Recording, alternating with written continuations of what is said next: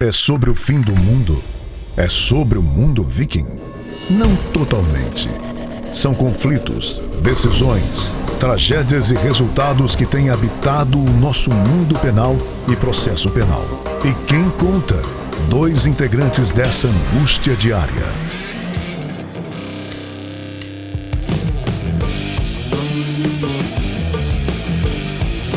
Olá, você assiste e escuta agora o podcast Processo Penal Ragnarok, o seu podcast do fim dos tempos. Voltamos aqui no estilo Boteco Ragnarok, né, BD? Diferente do que a gente está acostumado a fazer, a gente gravava em estúdio. Tivemos aí uma ideia de fazer um episódio de retorno em grande estilo. Meu nome é André Guasti, tava com saudade aqui de gravar o podcast para vocês. Tô aqui com meu amigo Américo BD. BD, faça a sua...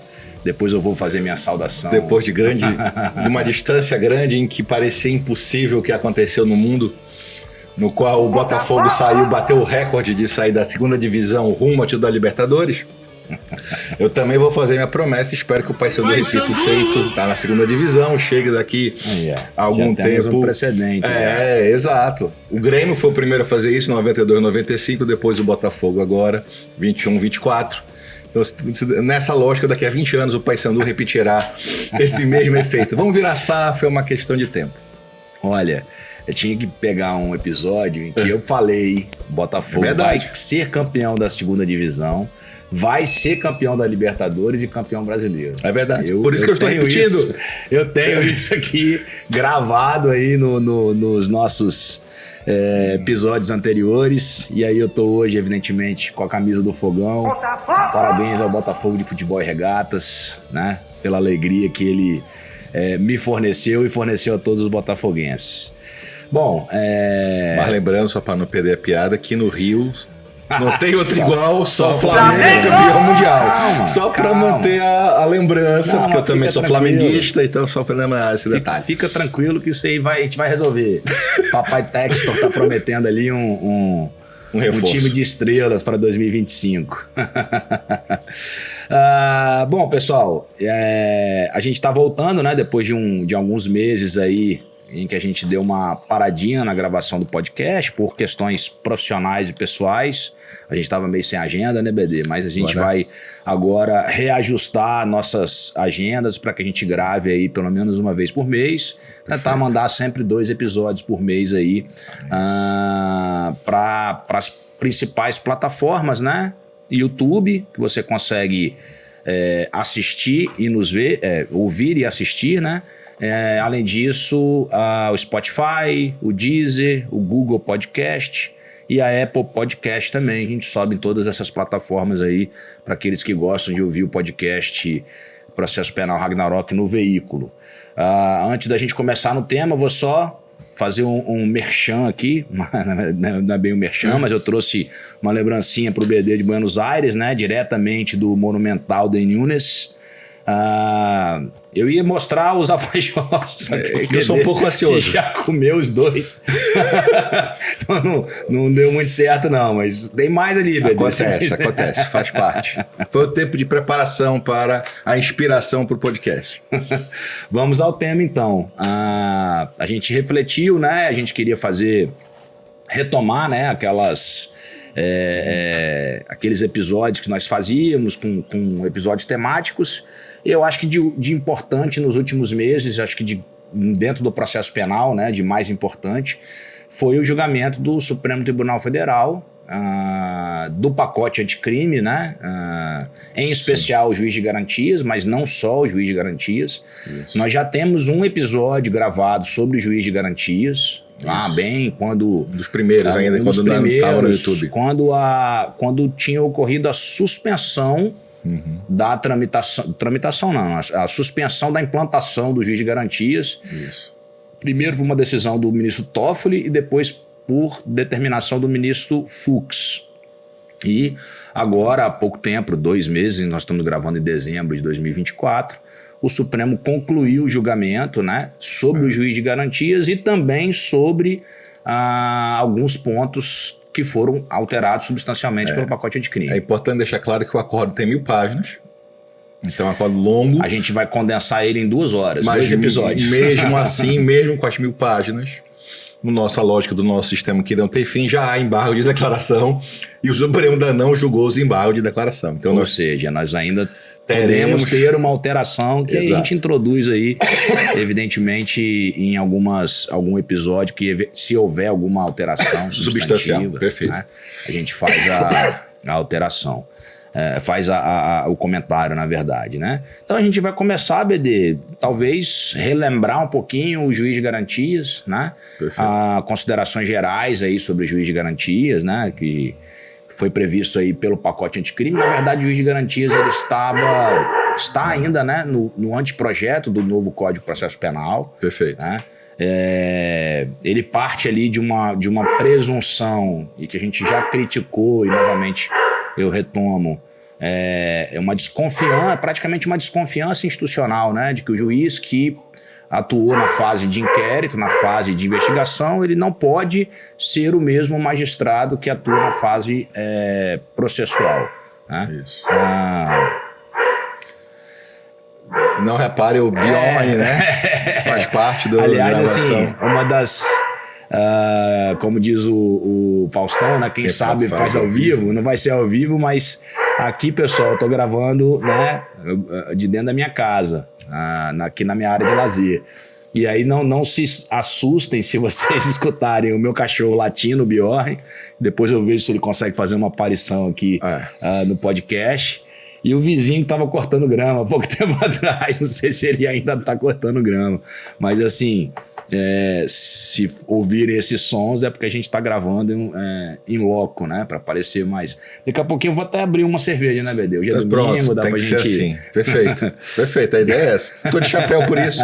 Adoro chapéu de palha italiana. Enfim, começando o que o André tá colocando, só um detalhe importante. Está expresso no acordo uma passagem do ministro Fux bem espirituosa, que como o André colocou, há essa alegação de que necessariamente ou sempre ou só com o juiz de garantias teremos um juiz imparcial, e um advogado levantou essa questão, e aí o ministro Fux com muita propriedade fez um questionamento perguntando se esse advogado nunca tinha absolvido nenhum cliente. Aí o advogado ficou assim, porque se sempre antes o juiz ia fazer, então todos teriam que ter sido condenados. E não é verdade. Então, acho que esse primeiro ponto é muito importante. É uma escolha, é uma possibilidade, não é inconstitucional, evidentemente, o juiz de garantias. A gente já tinha defendido isso também. Nós já tínhamos defendido isso, mas isso não significa que antes nós tínhamos decisões inconstitucionais ou que violassem a imparcialidade do juiz. Você pode aperfeiçoar o sistema, você pode melhorar o sistema, mas isso não significa que anteriormente havia violação de qualquer direito. Eu acho essa uma fixação assim, inicial muito importante. Tem uma premissa que parcela dessa doutrina adota, que eu acho equivocado, e eles usam muito o exemplo do auto de prisão em flagrante, né? Que a quantidade de condenações advindas de uma prisão em flagrante é muito superior à de absolvições. E assim, a resposta para isso é óbvia, né? Porque é evidente que se o sujeito cometeu um crime em flagrante delito, né? Flagrante significa flagare, que está ardendo, né?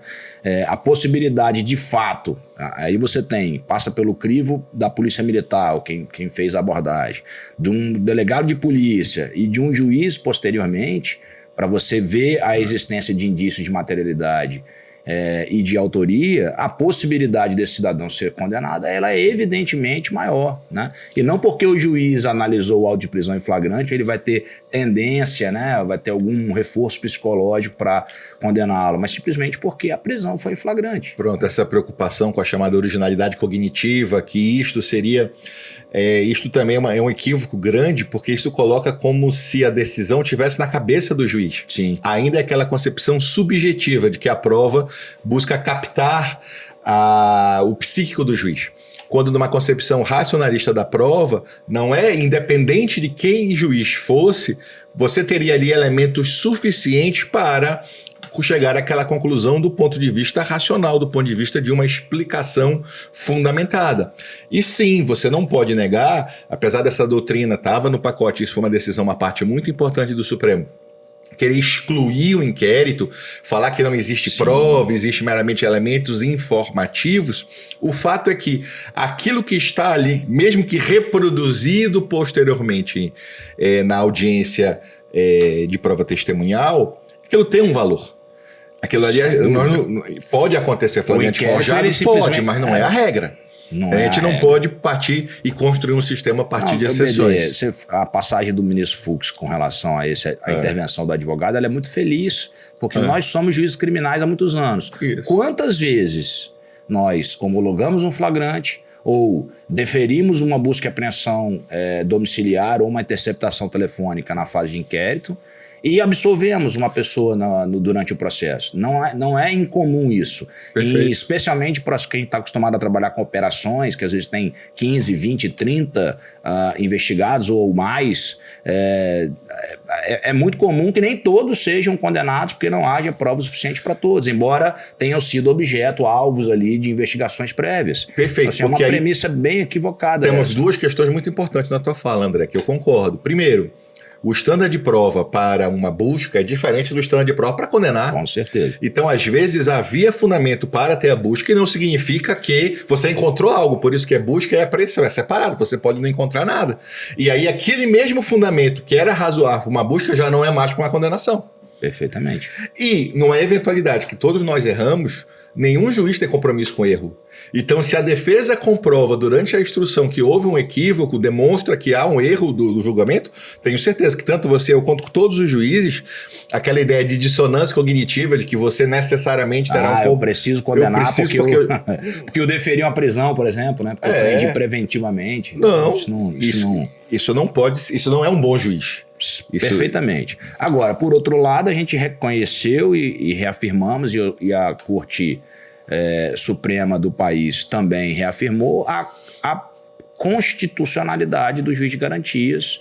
Muito embora eu concorde com o ministro Fux que o juiz de garantias ele está refundando o processo penal, então precisava no mínimo de um prazo de vacatio legis maior, né? O Supremo, então, reconhece que a tramitação e aprovação do projeto do pacote anticrime, né, pela magnitude das alterações no Código de Processo Penal, ele foi de uma forma assodada.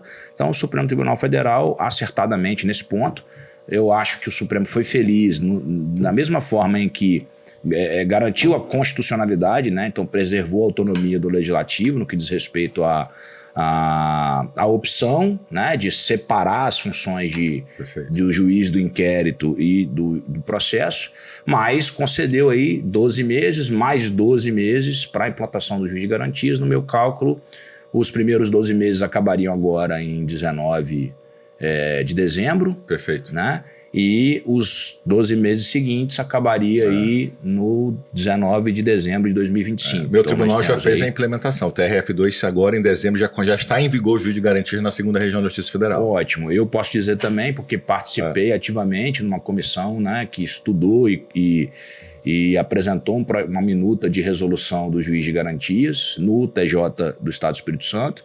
Na quinta-feira última, que foi a última sessão do pleno do ano, a resolução foi à unanimidade aprovada, com a indicação de uma correção de erro material, né, que foi identificado na sessão, mas acredito que vai ser publicado em breve também, com um prazozinho de 60 dias para adequação dos sistemas, claro. Mas também teremos a implantação do juiz de garantias aqui no Estado do Espírito Santo. Uma coisa que a gente falou naquele episódio, BD, que eu acho interessante a gente só dar uma reforçada, né, para não se alongar demais, é uma crítica até ao próprio nome, né? O nome iuris do Instituto, Perfeito. Juiz de Garantias, né? Perfeito. Porque sabemos que o papel do juiz no processo penal ele é de garantidor. Sim, todo juiz é juiz de garantias. Então, assim, não é o juiz do inquérito vai ser juiz de garantias e o juiz da ação penal vai ser o quê? O juiz inquisidor? Exato. Não faz muito sentido. E veja, isso, mesmo né? na execução não é um juiz executor, pelo contrário, na execução também nós precisamos estar tendo uma mudança e decisão do Supremo importante sobre estado de coisa inconstitucional, sobre o programa da pena justa. Então há toda uma ideia de direitos fundamentais também na fase de execução. Então realmente a expressão não foi das melhores. Pois é.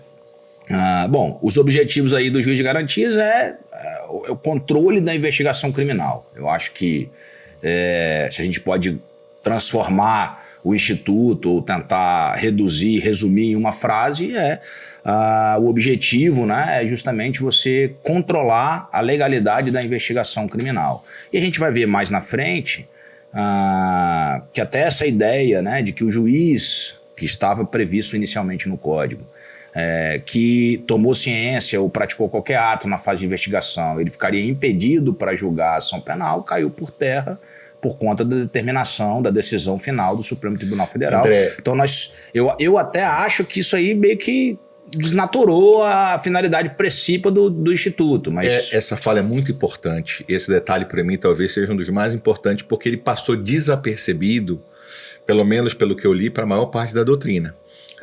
Para mim é a parte mais importante. É a parte mais importante. Por quê? Porque ao mesmo tempo que o Supremo reconhece que o Instituto é constitucional, ele deixa claro que não haverá nulidade, não haverá vício se o juiz de garantias atuar em algum processo. Não há esse comprometimento do ponto de vista da imparcialidade. Por isso que a gente estava falando daquela ideia do começo. Então, mesmo agora, se eventualmente... É claro que a estrutura é para evitar que isso aconteça. Mas se isso acontecer por causa de férias, por um equívoco, que ele por de N plantão, situação... fez audiência de custódia, é mais ou menos esse ponto aí que me parece razoável a interpretação do Supremo Tribunal Federal. Exato. Não há porquê, senão...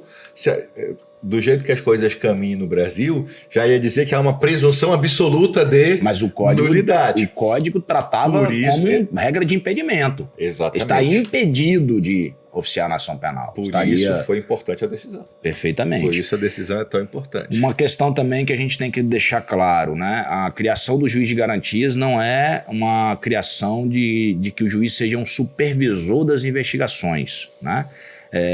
O juiz de garantias, assim como os juízes sempre atuaram no inquérito policial, ele vai atuar, inclusive, com mais distância do que normalmente atuamos na fase processual.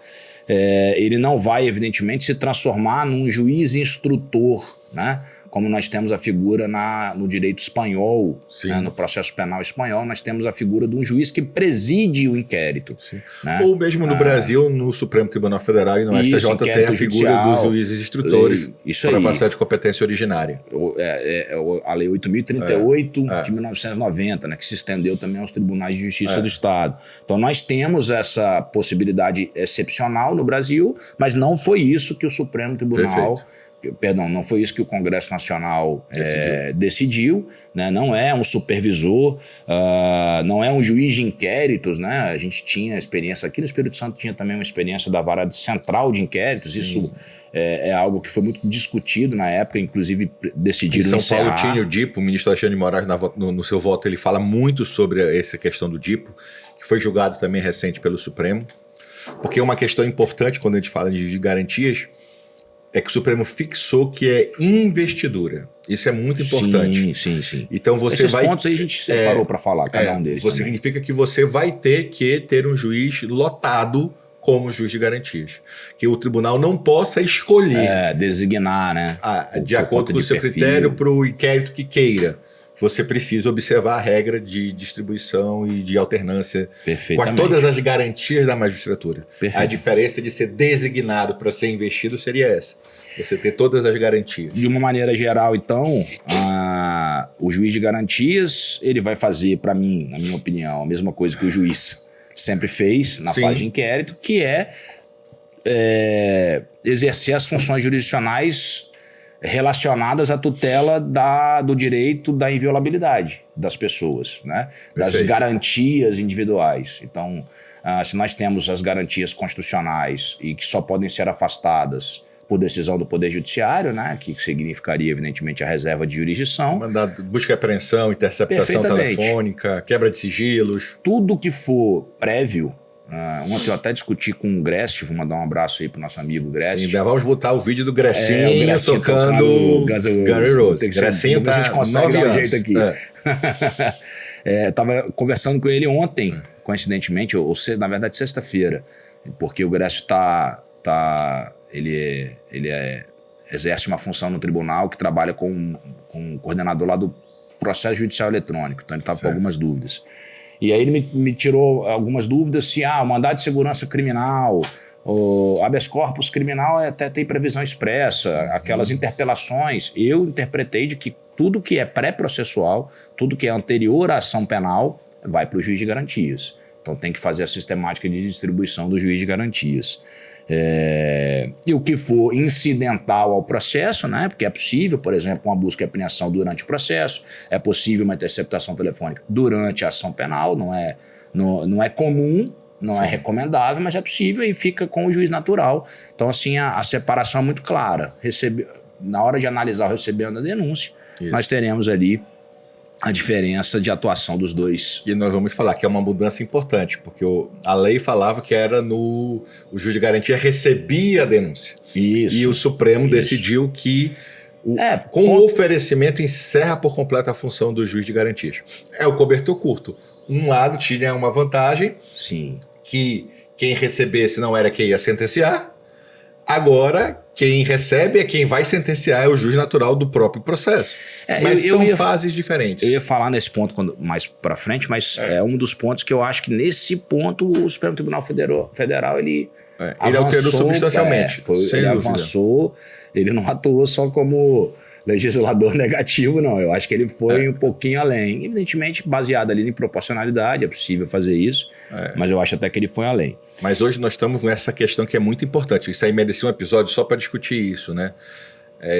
A mudança do paradigma de que no Estado constitucional, aquela concepção cassaniana de que o controle de constitucionalidade é só negativo, ela mudou. Ela mudou, justamente. Mas não é um fenômeno no Brasil. A Itália, a Espanha, a Colômbia, a África do Sul, as cortes, de um modo geral, nos últimos 15, 20 anos, tiveram uma mudança de compreensão sobre o que é interpretar um texto e sobre qual é o seu papel de garante dos direitos fundamentais. Porque na hora que os direitos fundamentais são o fundamento de validade de todo o ordenamento, todos os poderes precisam respeitar os direitos fundamentais. E aí aquele debate que nós vamos discutir depois, né? Aquela coisa clássica, que as pessoas sempre falam assim, o Supremo agiu bem quando eu concordo com a decisão. Quando eu discordo com a decisão, não. Aí o Supremo atropelou. Não, a gente não pode definir qual é o papel do Supremo porque eu concordo ou discordo com o mérito da decisão. Então essa é uma grande preocupação, essa reorganização estrutural da separação de poderes no mundo inteiro, não apenas no Brasil, hoje é um ponto de grande debate e muito importante. E aqui o Supremo eu acho que andou relativamente bem. A gente tem alguns pontos que a gente pode discutir, eu concordo contigo, André.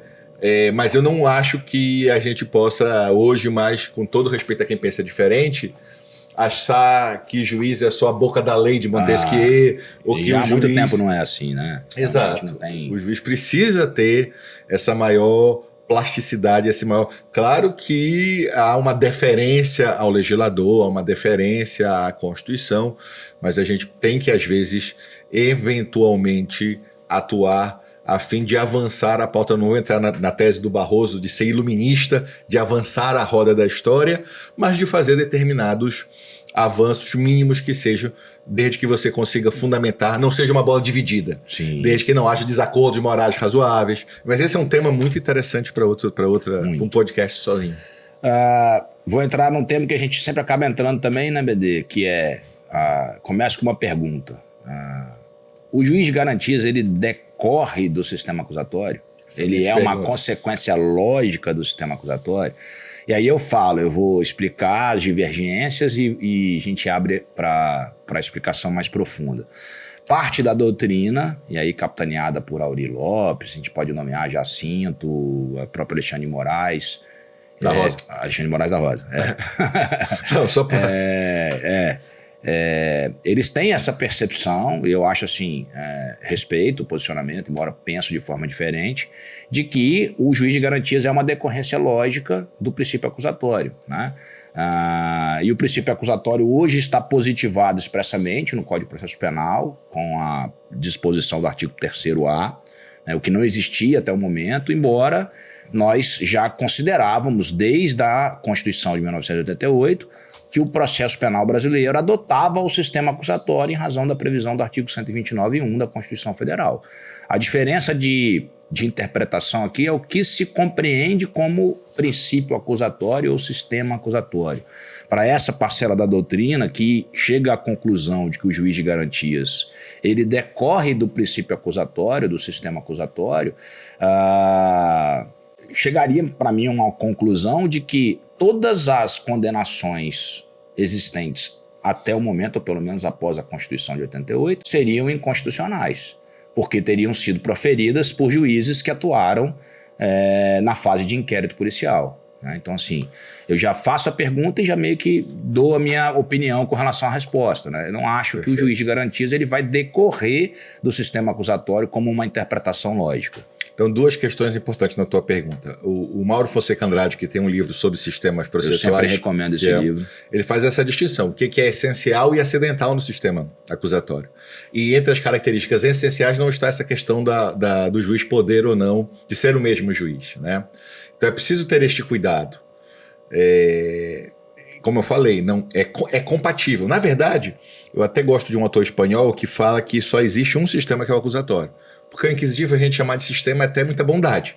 O inquisitivo é arbítrio puro, o inquisitivo vale tudo.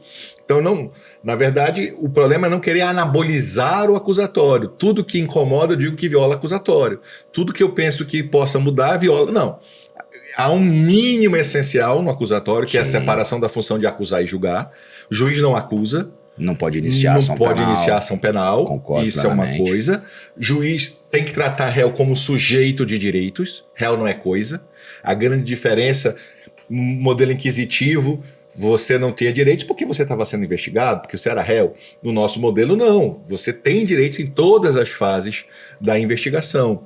Então, o Estado não pode se equiparar ao criminoso violando direitos da mesma forma.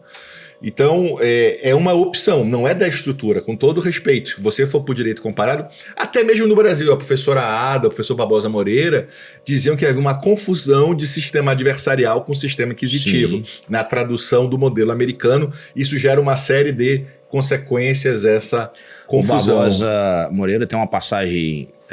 que ele critica um texto bem interessante dele, acho que de 2010 esse texto, até um texto antigo, que ele fala assim, olha, da exaltação às partes, a depreciação do reservado ao juízo, o passo é curto. A crítica que ele faz é da americanização do processo penal brasileiro. Né? E a professora Ada Pellegrini constantemente criticava e dizia com propriedade, olha, o processo penal ele é público, é direito público. Então nós temos valores, nós temos princípios diferenciados. E a gente não pode aproximar o nosso processo penal ao sistema adversarial, que é o sistema norte-americano. E relembrando que mesmo no sistema adversarial, no sistema inglês, os juízes de lá atualmente, me lembro daquele texto que você inclusive me indicou para ler no mestrado, né, que fez parte da minha dissertação, acho que o título é To Ask or Not to Ask, That's the Question, que tratava da possibilidade dos jurados fazerem perguntas, né? Em determinados estados, os jurados tinham essa liberdade de fazer questionamentos e a pesquisa mostra que aqueles jurados que tiveram a oportunidade de sanar suas dúvidas decidiram com mais qualidade. Então, há uma percepção, quer dizer, a parte da doutrina brasileira e em convencimento ao legislador, ele vai pensando, né, na expressão cherry pickings, né, que foi utilizada muito pelo ministro Fux. Institutos do direito comparado, como essa passividade maior do juiz no processo penal e transferência da responsabilidade para as partes, ignorando o nosso sistema, ignorando a nossa tradição processual, ignorando os nossos princípios constitucionais. E a relevância do direito penal e do processo. Quer dizer, nós temos uma situação à parte, né? Se é última ratio, a gente tem que tratar o processo penal como uma questão pública. Perfeitamente. E não de interesse apenas das partes. O juiz tem um interesse ali, não é condenar a qualquer custo, não é esse o papel do juiz. Mas o juiz tem um interesse no processo de fazer justiça. E fazer justiça é absolver os inocentes e condenar os culpados, respeitar as suas garantias. É interessante a crítica que se faz a essa exaltação às partes no processo penal inglês, né, americano, citam, inclusive, como um dos maiores erros do judiciário americano, o julgamento do O.J. Simpson, né? Que foi acusado de assassinar a esposa e que, assim, foi absolvida. Evidentemente tem que ser respeitada. No penal e condenado no cível. Justamente um exemplo de standard de diferença. Então, né? você efetivamente ali foi um julgamento em que a defesa utilizou de um componente racial, né? Para quem já estudou esse julgamento também, teve muito de uma questão relativa a isso. Mas é um exemplo de que o juiz não tinha poder para fazer absolutamente nada por conta dessa transferência, né, de toda a iniciativa exclusivamente às partes. Então eu não tenho essa percepção como sendo a percepção correta. De um modo, a gente precisa respeitar a decisão, né, do legislador, a opção que o legislador fez em instituir o juiz de garantias e fazer algum tipo de limitação ao juiz, mas não dizer que isso decorre, logicamente, do sistema acusatório, do princípio acusatório. O Madeira fala muito bem isso também, né? Que há essa anabolização, né? Esse exagero de que tudo está dentro do sistema acusatório. E não há, a gente tem que ver, é um tema importante. O modelo copia o modelo português de estrutura acusatória, redação, mas isso não quer dizer que vai decorrer disso necessariamente algo. Pelo contrário, são escolhas, são opções. Os dois modelos existem. Existe o modelo acusatório com juiz de garantias e existem países com modelo acusatório sem juiz de garantias. Perfeitamente. Que refuta a teoria. E a Lorena Barker, por exemplo, quando eu citei a questão na Espanha, ela mesma deixa muito claro que o fato de existir um juiz de instrução, diferentemente do juiz de garantias, isso não desnatura como princípio acusatório. É que, na verdade, cada estado tem características distintas do princípio acusatório, por isso que eu concordo que a gente não pode nem chamar o sistema inquisitivo de sistema, né? Acho interessante também uma diferenciação que o Mauro Andrade faz no livro dele sobre o sistema acusatório clássico e o sistema acusatório contemporâneo, né? Ele reconhece que o sistema acusatório clássico se aproxima mais ao sistema adversarial, mas hoje em dia é um modelo bem mais superado, né? E que o sistema acusatório contemporâneo ele permite que o juiz tenha ele não seja absolutamente inerte, né? Respeitados essas pedras de toque angulares aí, de que ele não pode iniciar ação penal, de que ele não pode não pode tratar o réu como objeto, e sim como sujeito de direitos, mas dentro ali de uma liberdade de cada estado de definir se ele tem uma maior ou uma menor participação. Lembrando aqui de uma decisão também recente do Supremo Tribunal Federal que, a meu ver também corretamente, não sei se a gente diverge com relação a isso, na possibilidade do juiz proferir sentença penal condenatória mesmo com pedido de absolvição do Ministério Público. Ou seja, por conta de uma previsão legal expressa do Código de Processo Penal, ele entende que não há violação ao princípio acusatório nesse ponto. Esse é um debate bem interessante, né? Eu entendo que o juiz não pode condenar, mas não por causa do sistema acusatório. Eu entendo que há uma falta de interesse de agir. Porque aí sim, o que acontece? Não há mais pedido. Nas alegações finais, você retira na prática, a defesa vai se defender. Na verdade, o juiz de ofício na prática, a partir daquele momento, estaria atuando. Mas é um bom debate. Eu reconheço que minha posição, às vezes, pode gerar incongruências. Mas o STJ tinha decidido no voto do ministro Schietti, o Supremo aqui expressamente disse que é claro. Constitucional, e foi proposta uma nova DIN agora. De novo, uma DPF, porque o 385 é anterior à Constituição. Nossa Senhora. Foi proposta uma nova DPF logo depois da decisão do Supremo.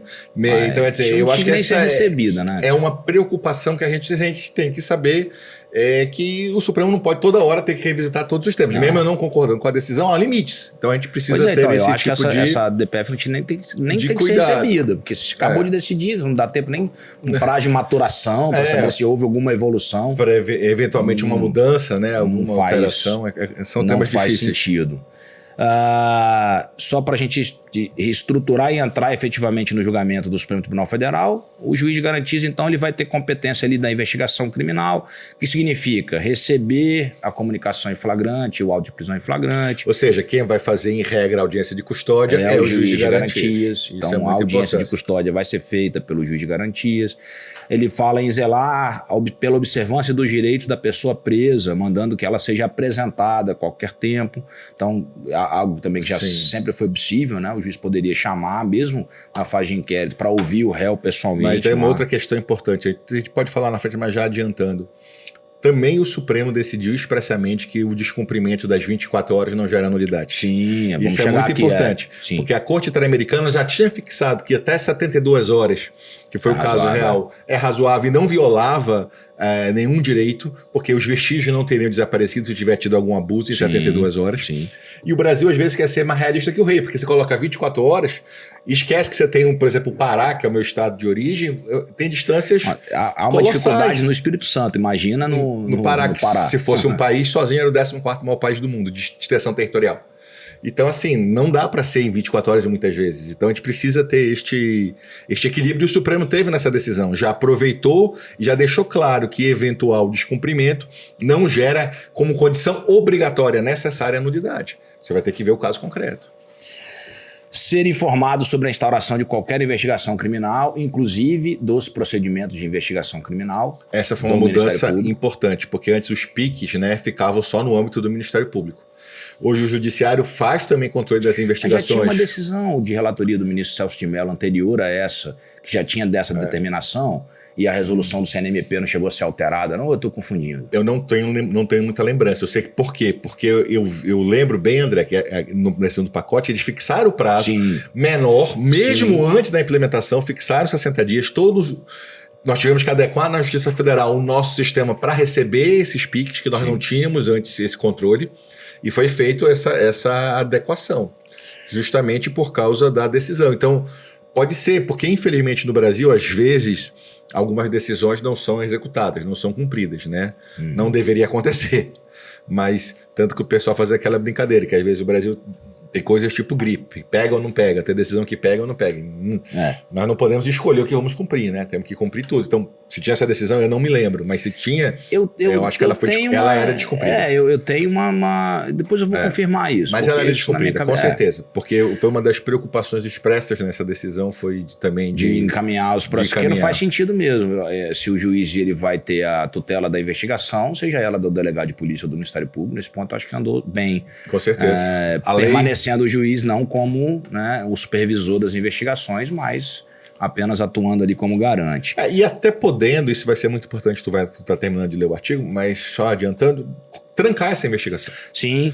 Isso é um poder muito importante que o juiz tem. Prorrogar a duração do inquérito, determinar a produção antecipada de provas e determinar o trancamento do inquérito policial. Esse é um nós poder tínhamos aquela muito previsão do HC de ofício, né? Que já se permitia trancar o inquérito policial. Eu me lembro de uma decisão do Tribunal de Justiça de São Paulo, em que o juiz determinou o trancamento do inquérito e entraram com uma correção parcial porque o juiz estaria determinando o arquivamento de um inquérito sem a manifestação do Ministério Público.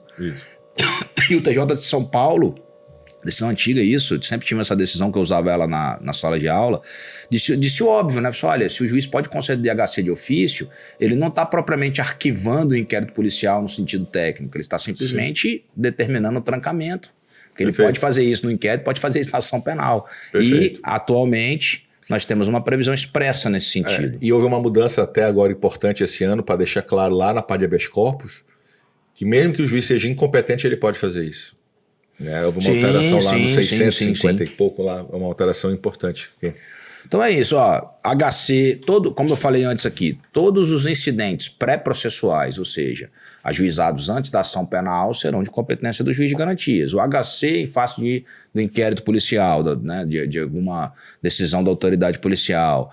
Instauração de incidente de insanidade mental. O código previa que ele também teria competência para receber denúncia ou queixa. A gente vai falar mais na frente, já até adiantamos que isso foi alterado pelo Supremo Tribunal Federal. Admissão de assistente técnico para acompanhar a perícia. Outra coisa que também é importante. Aqui vai falar assim, no âmbito de sua competência jurisdicional, qualquer autoridade judicial pode pedir ordem de habeas corpus. Aí foi um parágrafo único que foi alterado agora. A ordem de habeas corpus pode ser concedida de ofício pelo juiz ou pelo tribunal em processo de competência originária ou recursal, ainda que não conhecidas a ação ou recurso. Só para ser mais técnico, eu falei incompetência, não é bem incompetência, é que o tribunal pode não conhecer do recurso e ainda assim conceder habeas corpus. Só para deixar isso mais... Que já fazia, né? Mas ela está expressa. Não conhece e concede a ordem de ofício para trancar em tese, não conhecendo, não era nem para ter apreciado. Com certeza. E por fim aqui, só listando as competências, homologar o acordo de não persecução penal e de colaboração previada quando feitos no curso da investigação. O acordo, evidentemente, até que é possível fazer depois de instaurada a ação penal, mas normalmente se faz antes, né? A homologação do acordo de não persecução penal. Tivemos alguma alteração nesse sentido também, por conta de um questionamento do CONAMP, né, do que diz respeito à possibilidade do juiz interferir ali na realização, não fazer um controle de legalidade. Eu até defendi já que o controle ele não é meramente de legalidade, ele também é um controle de proporcionalidade e mérito, né? Evidentemente com certo limite, né? Mas a gente vai falar sobre isso aqui. Eu entendo, por exemplo, que o dispositivo é muito claro em permitir que o juiz faça um controle um pouco maior. Sim, claro. O juiz não pode, por exemplo, homologar ilegalidades, homologar violação de direitos. E lembrando que a NPP é quando há indícios, o estándar é que você poderia denunciar. Então, por exemplo, isso foi um erro de algumas partes, com todo respeito a quem defendeu isso ou ainda defende. A NPP para insignificância. Olha, se o fato é insignificante, não é crime. Se não é crime, não existe por que fazer NPP ou constranger a pessoa a fazer NPP. Sem dúvida. Então é esse cuidado que nós temos que ter. O NPP não é para isso. Com certeza. Bom, a gente inicia o julgamento do Supremo Tribunal Federal com uma coisa que a gente acaba sempre falando também, que é a possibilidade de iniciativa do juiz. Iniciativa probatória, iniciativa cautelar. A gente já discutiu muito isso quando fala sobre o sistema acusatório. Mas a doutrina não entende isso. A doutrina não acredita. Mas está aqui de novo. Então, isso é um ponto muito importante. Mais uma vez, né? A gente sempre fala, olha, o sistema acusatório, o juiz de garantias não decorre do sistema acusatório e a passividade do juiz não decorre, logicamente, do sistema acusatório. Como eu falei, a gente precisa respeitar a opção do legislador de que limitou, aí eu reconheço, né, especialmente na providência cautelar, né, claro. A iniciativa ex officio do juiz, mas isso não é uma decorrência lógica do sistema acusatório. E um parênteses, a passividade do juiz... É um tema para o próximo podcast, com todo respeito ao STJ. A nova súmula que proíbe o juiz de converter o flagrante em preventiva, me parece, com todo respeito, não é a melhor escolha do ponto de vista sistemático. Eu fico com o voto do ministro Schietti. Ele não está inerte, meu amigo. Ele não foi de ofício. Ele não foi de ofício. Mas eu sabe alguns vão dizer que foi ato falho, do ponto de vista da psicologia, quando eu falei que não está inerte. O que eu quero dizer é que não há sentido em invocar a inércia quando o juiz recebe algo. Não foi ele que fez o flagrante. O flagrante chegou até ele. Eu não vou aguentar, não vou falar sobre isso. Tá bom, mas a gente depois vai discutir. Não, a gente depois abre um podcast só para isso. Mas é o seguinte, o artigo 310, ele não foi alterado substancialmente pelo pacote anticrime. Não tocou nessa linha. Não tocou nessa linha. Perfeito. Ele simplesmente acrescentou a obrigatoriedade de realização da audiência de custódia no prazo de 24 horas, na presença do MP, do advogado da Defensoria Pública. Ele proibiu o juiz de prender de ofício. Isso era no processo, no inquérito sempre foi proibido. Justamente. Não mudou nada. Não mudou nada. Alteração nesse sentido. Então, assim, sempre se compreendeu, e as decisões do STJ, logo após a implantação do juiz de garantia em 2020, janeiro de 2020, foram todas, eu tenho aqui julgados, inclusive daquele... aquele modelo que o STJ faz de vez em quando, que ele faz um compilado de julgamentos. Eu esqueci o nome agora. Eu também esqueci. Temas de jurisprudência. Temas de jurisprudência. Isso, jurisprudência temática, né?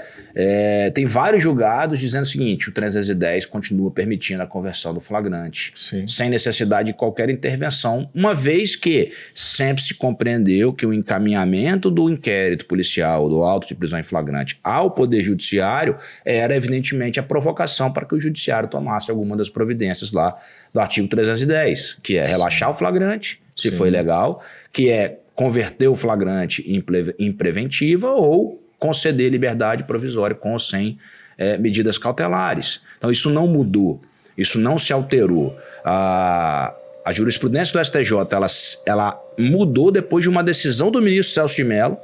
Foi a última decisão dele, a última decisão turma, dele, que era 5 votos, né? Foi unânime, mas o próprio Supremo depois disse diferente. Sim. E a partir disso aí, por isso que cabe um podcast. Eu só vou colocar aqui as perguntas para a gente não poder se alongar. Mas, por exemplo, a autoridade policial representa expressamente o auto de prisão em flagrante pela conversão do flagrante em preventiva, mas o Ministério Público opina de forma diferente. Qual que é a postura do juiz? Perfeito.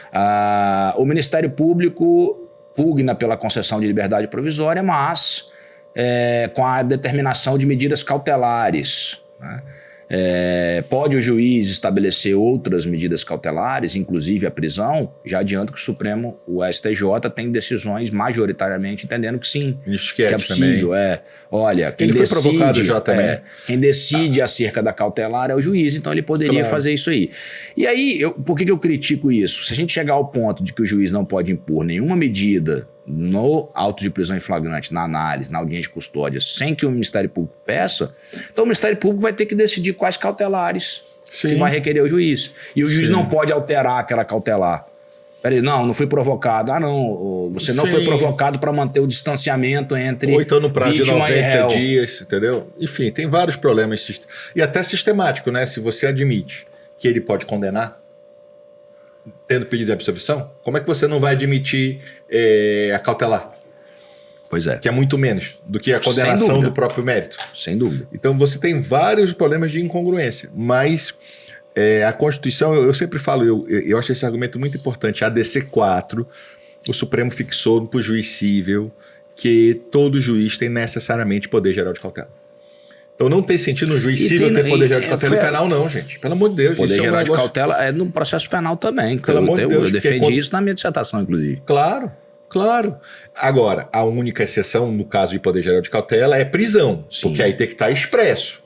Né? Mas do ponto de vista do resto não tem sentido. A gente tem que ter. E uma coisa que eu até citei na discussão nossa num grupo de WhatsApp que nós temos, isso, né?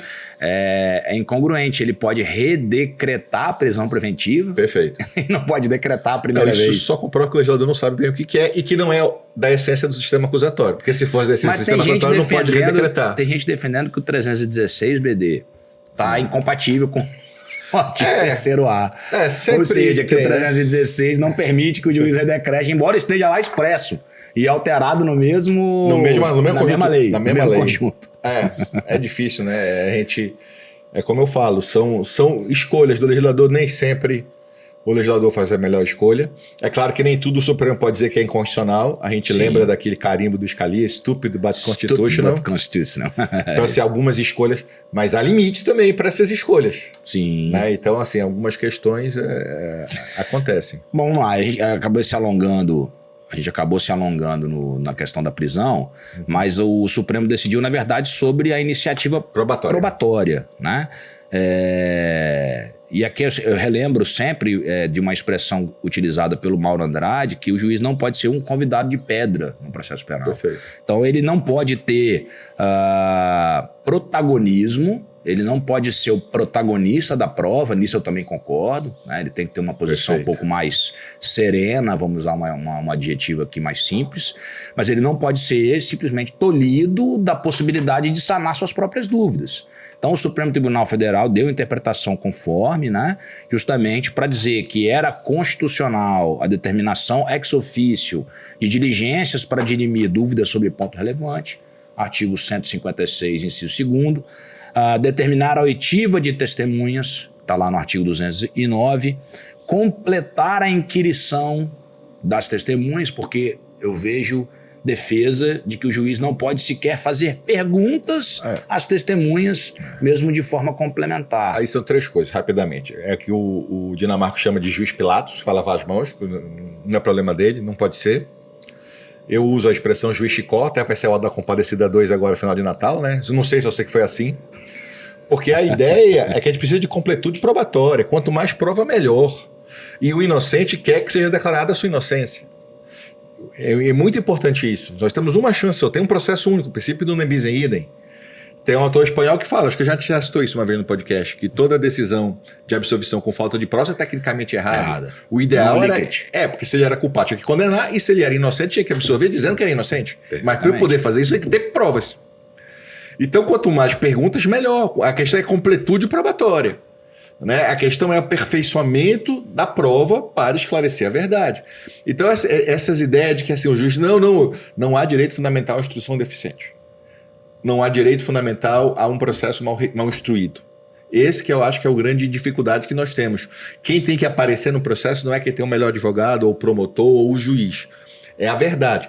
Não aquela verdade de antigamente, não é isso. Mas o mais próximo. Custo, claro, né? não é violando direitos, não é nada disso que equilíbrio, tá falando. né, BD? A gente sempre ressalta isso. Equilíbrio. Aristóteles já falava isso há muito tempo. Não dá para ser. E por fim aqui, também decisão do Supremo Tribunal Federal, a gente já citou há pouco tempo atrás, mas reforço o artigo 385 do Código de Processo Penal, Perfeito. que o juiz pode proferir sentença penal condenatória, mesmo com pedido de absolvição do Ministério Público. É essa incongruência, né, que não consigo compreender na possibilidade de decretação de prisão no auto de prisão em flagrante. Eu nem falo de ofício, porque não é ofício, né? Sim. Dá vontade até de sustentar de que a súmula, ela reafirma que se o juiz está sendo provocado ali no auto de prisão em flagrante. Né? Ou seja, para mim não seria uma atuação ex officio. Mas o juiz pode, constitucionalmente agora, o Supremo reforça isso, proferir sentença condenatória com pedido de absolvição do Ministério Público. E falou também a ressalva do 156. É importante até na fase da investigação. Sim. Porque a gente tem que ter alguns cuidados. Se critica muito a atuação do judiciário na fase de investigação, mas espera lá. Primeiro que a polícia pode postular. Eu não concordo com aqueles que defendem que só o MP pode pedir. Se no delegado, claro que o titular da ação também é o MP. Mas a instrução ali é para a vítima. Hoje agora saiu até um tema polêmico, eu estava lendo essa semana, mas muito bom o livro sobre princípios para a defesa da vítima, do Valório Mazzulli e do Kleber. Então eles falam sobre essa ampla defesa da vítima. Né? O delegado, o judiciário, a vítima também é a mais débil. Não é só o réu. Sim. A vítima também tem que ter do judiciário uma proteção efetiva. Ela também ela é hipossuficiente no processo penal. Ela foi vítima. Então a gente precisa construir um sistema que prestigie o Ministério Público, prestigie a defesa, prestigie o juiz, mas não esqueçamos das vítimas. As vítimas têm um papel muito importante e o direito foi construído a partir delas. Né? Então a gente precisa ter este cuidado no processo penal e no penal. Não é só a questão da Magna Carta do delinquente e o direito do réu. A vítima tem também direitos fundamentais que precisam e que confiam naquele processo. Aquele processo tem que ser uma resposta. É aquela velha, o juiz é um garantidor de direitos fundamentais. Eu acho que seja o juiz de garantia, seja o juiz da instrução processual. Perfeito. Quais direitos fundamentais? Sim, claro. Só do réu? Sim. Não compreendemos assim. Perfeito. Né? Todos os direitos fundamentais são relevantes, inclusive das vítimas. Perfeito. E da própria sociedade. Sim. Porque, às vezes, algumas vítimas têm sentimentos quase sobre-humanos, de perdão, sentimentos cristãos, sentimentos importantes. Mas que, quando a ação é pública e condicionada, há um direito também da sociedade. Prevalece sobre a questão individual da vítima. Então ela pode não perdoar, raro vítimas mas... de delitos, acontece muito em Lei Maria da Penha, né? Por isso a alteração inicialmente jurisprudencial e depois está legislativa no que diz respeito à iniciativa, né? Perfeito. De não ser ação penal condicionada à representação, justamente em razão disso. Ou seja, no caso, é mais importante, o legislador entendeu, a defesa da sociedade, de uma maneira geral, do que a própria questão relativa a uma necessidade, um querer psicológico da vítima de obter a condenação. Agora, é claro, nós não estamos defendendo em nenhum momento aquela criminologia da sociedade como um argumento trunfo, dizendo que tudo pode... Porque se eu falar que tudo pode... tem que dar um porém, senão a gente vai ser tudo tem que ter apoio do meio termo. Tem que ter, porque assim, senão as coisas... Porque a experiência também do exagero, de falar, não, em nome da sociedade eu posso tudo. Aí você vira um direito penal de exceção, um direito penal populista. Não é isso que você está defendendo. Você está defendendo o equilíbrio e o respeito às regras, mas quem é culpado seja punido. Nós não somos abolicionistas. Garantismo não é ser abolicionista. Eu repito, Ferraioli tem vários capítulos do Direito e Razão. Publicou de novo o livro agora. Retributividade é um dos axiomas do garantismo penal. Não é abolicionismo, é só isso. Mas não é punir de qualquer modo. Recomendo aqui um episódio... Um dos primeiros também que nós fizemos, que é o direito penal nazista, né? Isso. Para quem quer saber o que é o antigarantismo penal, para quem quer saber é a melhor mais ou expressão. Porque as pessoas trabalham com garantismo versus punitivista, como se punir fosse o oposto de ser garantista. Problema condenar das adjetivações, direitos fundamentais é ser garantista. Exatamente. Perfeitamente. Perfeito. Vamos lá, segundo ponto, então, decidido pelo Supremo Tribunal Federal, é o que a gente acabou de falar aqui também, é o controle sobre as investigações conduzidas pelo Ministério Público. E aqui, BD, eu sabia que eu tinha notado.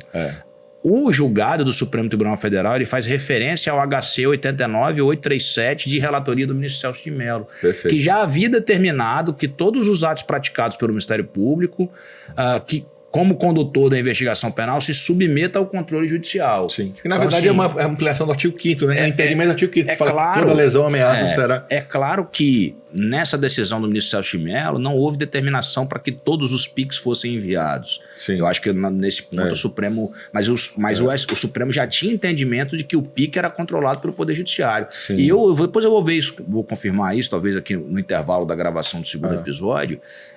Já tinha tido uma alteração na resolução do CNMP, não determinando o envio, mas a comunicação, talvez do arquivamento, eu não estou me lembrando aqui agora. Mas é importante que exista esse controle. Sim, isso aí e o Supremo fixa o prazo de 90 dias para envio de todos os procedimentos de investigação criminal, independentemente de implementação do juiz de garantias. Ou seja, a partir da publicação do acórdão, 90 dias a justiça tem que ser informada de tudo o que o Ministério Público está investigando.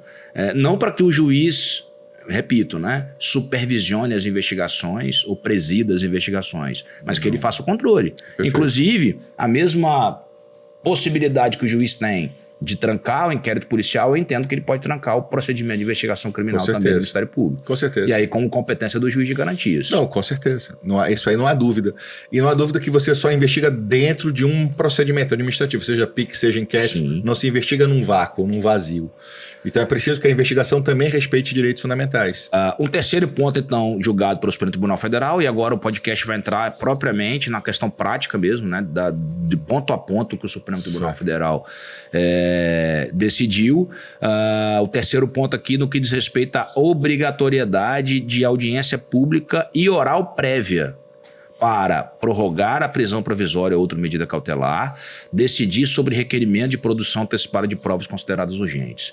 Olha, eu vou dizer uma coisa, parece eu não sei o que é um desejo de inserir cada vez mais burocracia no processo penal brasileiro. Sim. E eu acho que isso é de caso pensado, que é para poder alegar uma nulidade posterior. Com perdão da minha franqueza, BD. Sim. Mas para mim, uma pessoa que defende isso está defendendo com respeito, evidentemente, a opiniões contrárias, mas a possibilidade de alegar uma nulidade futura. Porque qual o sentido você tem de obrigar, de você facultar o juiz a oitiva perfeita, né? Sim. Mas qual o sentido de você criar um ato processual para você prorrogar uma prisão preventiva ou uma interceptação telefônica? São pessoas que nunca atuaram ou então acham que a pauta do judiciário está tranquila. Porque você vai colocar em todo inquérito uma pauta a mais. Você vai ter que abrir na sua pauta audiências. Isso não existe, cara. Tem audiência de custódia. Aí vai ter a oitiva para cada prorrogação de medida cautelar. Sim, não existe isso. E outra. E se o réu tiver preso, o Estado vai ter que trazer o réu toda vez. Então vai ter que ter por vídeo. Não, a gente cai naquele mesmo problema de você ouvir a defesa antes do deferimento de prova de medidas cautelares. Sim. Como é que você vai fazer isso? Sim. Vou te interceptar, viu? O que você acha disso? Sim, Me responda em 10 dias. Ele vai responder, pode, fica à vontade. A partir de agora não fala mais nada. Sim, é o que o Dinamarco conta numa palestra há muito tempo, aquela piada, que o juiz que levava isso a sério, como dizendo, a única possibilidade, tem que ter contraditório sempre, mandou avisar que o que ele achava da possibilidade de abrir um cofre. Aí o cara discordou, o cofre foi aberto e não acharam nada. Que surpresa! É impressionante não achar nada depois disso. Né? Então, esse é o problema. Pra gente finalizar esse primeiro bloco, então, do nosso retorno, né? Amém. Da gravação do podcast, bem no estilo aí, Boteco Ragnarok. Prometo que eu vou abrir uma cerveja aqui no final, viu? Uma top. O Supremo, então, deu interpretação conforme a Constituição para interpretar que o juiz pode deixar de realizar a audiência quando houver risco para o processo ou diferi-la em caso de necessidade. Ou seja... Para mim, esse pode deve. É uma loucura, cara. Isso aí, enfim. E mais, até... O risco para o juiz é quem nunca trabalhou. Então, assim, eu vou trazer o preso para chegar para ele, você vai continuar preso na minha cara. Quer dizer, eu já tenho os fundamentos, eu sei que eu vou decretar, é necessário, porque não vai ser naquela audiência, é só para publicizar ele que ele vai ser preso, que ele vai continuar preso. É um desgaste desnecessário para o julgador e custo para o Estado totalmente inconstitucional. E vai ter gente dizendo que tem que ser presencial, que não pode nem por videoconferência. Claro, lógico. O direito de conhecer o perfume do juiz, como se fala. Eu falo isso também. Tem gente que quer sentir o cheiro do juiz para poder ter essa necessidade de falar sempre presencialmente. Na era da telemedicina, a gente obrigar o juiz a receber presencialmente todas as audiências, me parece também um tanto quanto desproporcional. Mas vamos fazer um intervalo assim, né? Vamos encerrar esse episódio, né? É porque a gente grava sempre 2 episódios, né, pessoal? Isso. Pra gente otimizar nosso tempo. A gente vai encerrar esse episódio agora. Eu quero dizer que eu tô muito feliz de ter voltado a gravar. Eu tava conversando com o BD sempre aí. A gente não podia deixar o projeto morrer, porque é um projeto bacana, as pessoas gostam, entendeu? Muitos ouvintes falam comigo, me pedem pra gente voltar. Então a gente tá voltando hoje, assim, muito feliz com isso. Feliz também de estar abrindo minha casa pra gente poder fazer a gravação do podcast. Eu acho que se der certo, até o cachorro tá ajudando agora, né, mano? O vizinho parou de cortar a grama, o Bjorn parou de latir. Então, assim, se ficar legal, a gente pode utilizar aqui sempre, né? E deixar claro de novo, eu sei que a gente não precisa, mas só deixar claro que o podcast é gratuito, nós não recebemos absolutamente nada. Nosso único objetivo aqui é compartilhar e divulgar. É isso aí. Nós temos zero patrocinadores. Lucro, não temos patrocinadores. Eu brinquei que eu tava fazendo um merchan aqui, mas era só para deixar claro. um alfajor lá de Buenos Aires que eu trouxe, porque eu fui lá assistir a final do Botafogo e Atlético Mineiro. Mas realmente, assim, eu ainda vou fazer isso, BD, eu prometo, mas eu vou fazer a torcida do Galo, que perdeu pro Botafogo e pro Flamengo. Então, força vocês, porque foi um ano tenso. Rapaz. Tem muitos amigos atleticanos, só pra gente encerrar. Eu tenho vários amigos. O ano foi difícil. Juliano, Cadu, né? Cadu, Juliano, enfim. Eu tenho também. Juliano é médico. O Galo, a torcida do Galo lá na Argentina, em Buenos Aires, costumava cantar a música famosa aqui, né? Que o Botafogo é bairro. Né, e aí eu descobri uma música nova lá, eu vou encerrar com essa, né? Que a torcida do Botafogo cantava. É Galo, meu azeite é galo. A canequinha, que eu prometo que eu vou fazer umas 10 unidades e vou cobrar só o preço que eu gastei pra fazer. E vou distribuir, de repente, pra quem quer, entendeu? E a canequinha, que eu sempre posto ela no Instagram, o pessoal me pergunta, pô, não tá vendendo, não tá? Eu quero. Eu vou fazer umas aqui pra gente poder vender a preço de custos, né? Força pro garotinho do Galo lá, que o pai levou no aeroporto, aquela cena ali, aquele vídeo foi sensacional. Tu imagina que o pai não ia... Virou o pai da semana, então força aí. Papão, esse ano não me decepcione. Vamos voltar.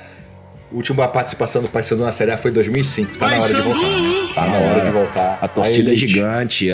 O time é...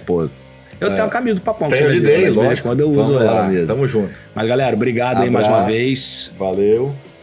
Feliz Natal, feliz Ano Novo. Aproveitando que a gente tá gravando agora. É mesmo, nós estamos gravando aqui no dia 14, 15, 16, 15 de dezembro. 15 de dezembro. E o episódio vai vir antes do Natal, provavelmente o segundo episódio depois do Natal. Deixo aqui meu Feliz Natal para todo mundo, né? Para todos os nossos ouvintes, para todas as pessoas. Um bom Ano Novo. Felicidades, que a gente em 2025 voltemos melhores, né? Amém. E saúde, que o Botafogo fé. possa continuar me dando essas alegrias, que há muito tempo, tinha 29 anos que eu não tinha. Saúde, fé, paz, tudo bom pra todos. Valeu, um abraço. Flamengo também melhora, tudo certo. Abraço. Valeu. Produção de podcast Fervo Digital.